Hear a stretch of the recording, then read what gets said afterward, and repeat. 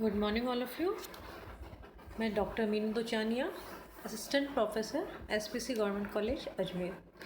BSc part second paper third physical chemistry के unit first में हम थर्मोडायनेमिक सेकंड की स्टडी कर रहे थे, जिसमें हम कंटिन्यूस में स्टडी कर रहे हैं गिब्स फ्री एनर्जी हेमाटोलियस। उसी के कंटिन्यूस में आज अतः ठोसों में ताप के साथ गिब्स एनर्जी परिवर्तन की दर कम तथा गैसों में अधिक होती है। यदि जो प्रोसेस में टेम्परेचर कांस्टेंट रहता है, टेम्परेचर अगर कांस्टेंट रहता है यानी dt इज इक्वल टू 0, या हम कह सकते हैं del G upon del P at constant temperature, वो किसके बराबर होता है? वो होता है वॉल्यूम के बराबर। अब इक्वेशन जो 7th है वो शो करता है कि समतापीय रूपांतरण में दाब वृद्धि से प्रक्रम की मुक्त ऊर्जा में वृद्धि होती है। यदि हम प्रोसेस में प्रेशर इंक्रीज़ करेंगे तो फ्री एनर्जी में भी वृद्धि होती है। अतः हम ये कह सकते हैं कि गैसों में प्रेशर के साथ फ्री एनर्जी चेंज की दर अधिक होती है। किसी सिस्टम की टोटल एनर्जी में चेंज है वो इक्वेशन जो 7th है हमारी, इक्वेशन 7th ये वाली को इंटीग्रेट करके प्राप्त की जा सकती है। यदि लिमिट हम G1, P1, G2, P2 किसी सिस्टम के क्रमशः इनिशियल व फाइनल फ्री एनर्जी तथा प्रेशर हो तो जो कांस्टेंट प्रेशर पर जो इक्वेशन 7th होगी वो इस तरह होगी। सॉलिड तथा लिक्विड के लिए जिनके जो वॉल्यूम पर प्रेशर का कोई विशेष प्रभाव नहीं पड़ता, आयतन स्थिर मान लिया जाता है। तो इंटीग्रेशन है, जब G1 से लिमिट लगा दी हमने, G1 से G2 V into D P limit लगा दी P1 से P2, G2 यहाँ G2 माइनस G1 V यहाँ कॉमन बाहर आ जाएगा, कांस्टेंट है क्योंकि V को हमने कांस्टेंट माना है, और P2 minus P1। G2 minus G1 है, गिब्स फ्री एनर्जी का अंतर है, तो हम इसे delta G is equal to V into P2 minus P1, ये हमारे पास हो गई इक्वेशन 8। गैसों के लिए डेल्टा G का जो मान प्राप्त करने के लिए वॉल्यूम को प्रेशर के फॉर्म में gas equation PV is equal to nRT द्वारा शो किया जाता है, व्यक्त किया जाता है। आप सभी जानते हैं कि PV is equal to nRT है आइडियल गैस इक्वेशन। अगर हम इससे V निकालें तो V हमारे पास हो जाएगा N into R into T upon P। अब हमें वॉल्यूम की जगह इस वाली इक्वेशन में वॉल्यूम की जगह हमने क्या रखा? N into R into T upon P, और लिमिट लगाई हमने यहाँ G1 से G2, यहाँ P1 से P2। Again G2 minus G1 वो हो जाएगा डेल्टा G, यहाँ आ गया,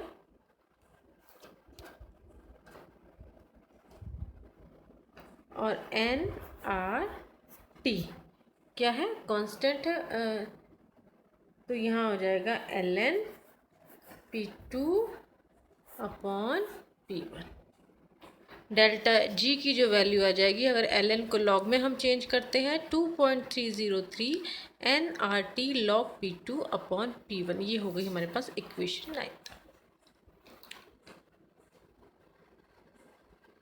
अब अगर इसे वॉल्यूम के फॉर्म में लिखना हो तो delta G is equal to nRT ln V1 upon V2, और अगर लॉग के फॉर्म में चेंज करें तो 2.303 nRT log V1 upon V2, ये हो गई हमारे पास इक्वेशन 10। अब हम बात करते हैं variations of A with temperature and pressure. अभी तक जो हमने बात की थी वो करी थी हमने variation of G with temperature and pressure. Temperature व प्रेशर में चेंज से हेल्महोल्ट्ज़ एनर्जी में होने वाले चेंज को निम्न इक्वेशन के द्वारा रिप्रेजेंट करते हैं। क्या है वो इक्वेशन? वो इक्वेशन है A equal to E minus T into T S. D A क्या हो जाएगा? D E minus T into D S minus S into D T. ये हो गई हमारे पास equation first. First law of thermodynamic के अकॉर्डिंग Q हो जाता है Q equal to D E plus W, और W क्या है? P into D V. तो हमारे पास इस तरह से हमें इक्वेशन 6 वो प्राप्त होती है। थर्मोडायनेमिक का जो सेकंड लॉ है कि रिवर्सिबल प्रोसेस के लिए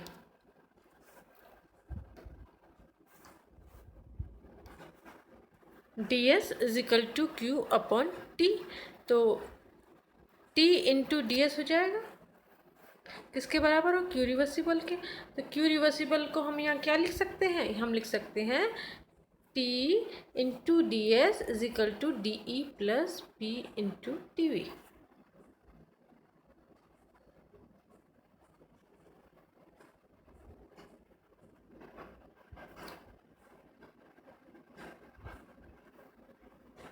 हमारे पास इक्वेशन फर्स्ट थी d E minus T d S minus S T P. तो ये इक्वेशन जब डी ई से डी ई कट गया तो d A is equal to minus P, जब टी डी एस की वैल्यू हम यहाँ से रखते हैं तो डी ई से डी ई कट गया तो डी ए बराबर है minus P into D V minus S into D T. ये हमारे पास हो गई इक्वेशन 3। अब इक्वेशन 3A में टेम्परेचर व वॉल्यूम के साथ होने वाले चेंज को शो करता है। डिफरेंट सिचुएशन में इक्वेशन थर्ड डिफरेंट फॉर्म में रिप्रेजेंट किया जा सकता है। किस तरह से? कि जब वॉल्यूम कांस्टेंट हो, अर्थात वॉल्यूम कांस्टेंट होगा, यानी ये इक्वेशन थर्ड है वॉल्यूम कांस्टेंट, तो ये वाली टर्म होगी वो ज़ीरो होगी, तो इक्वेशन थर्ड हो जाएगा D A is equal to minus S into D T. हम इस तरह से वॉल्यूम कांस्टेंट है तो del A upon del T at constant volume is equal to minus S. ये हो गई हमारे पास इक्वेशन 4। जब यदि इस इक्वेशन में इक्वेशन थर्ड में हम कहें कि टेम्परेचर कांस्टेंट है, टेम्परेचर कांस्टेंट से एस इंटू डी टी वाली टर्म ज़ीरो हो जाएगी, तो डी ए जब टेम्परेचर कांस्टेंट है क्या हो जाएगा? D A minus P in D A is equal to minus P into D V. या हम ये कह सकते हैं कि del A upon del V at constant temperature is equal to minus P. ये हमारे पास हो गई इक्वेशन 5। अब 1 मोल आइडल गैस के लिए P V is equal to R T, तो पी की value P is equal to R T upon T, तो डी ई हो जाएगा माइनस पी की जगह हम क्या रख देंगे? यहाँ पे पी की हम जगह रख देंगे आर टी अपॉन वी, और ये डेल ई है वो डी वी आ जाएगा, या minus R T D V upon V. ये हो गई इक्वेशन 6। अब इसका इंटीग्रेशन करते हैं, लिमिट लगाते हैं A1 से A2, ये V1 से V2, A2 माइनस A1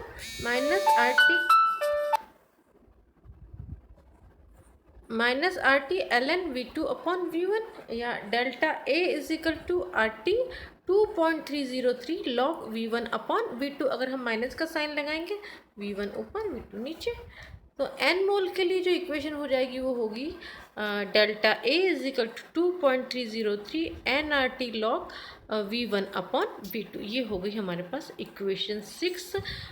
इस तरह से हमने एक के साथ टेम्परेचर और प्रेशर में किस तरह से वेरिएशन होता है वो हमने स्टडी की। आज बच्चों हमारा थर्मोडायनेमिक्स सेकंड का चैप्टर कंप्लीट होता है। नेक्स्ट क्लास में हम लोग इलेक्ट्रोकेमिस्ट्री फर्स्ट की स्टडी करेंगे। Thank you.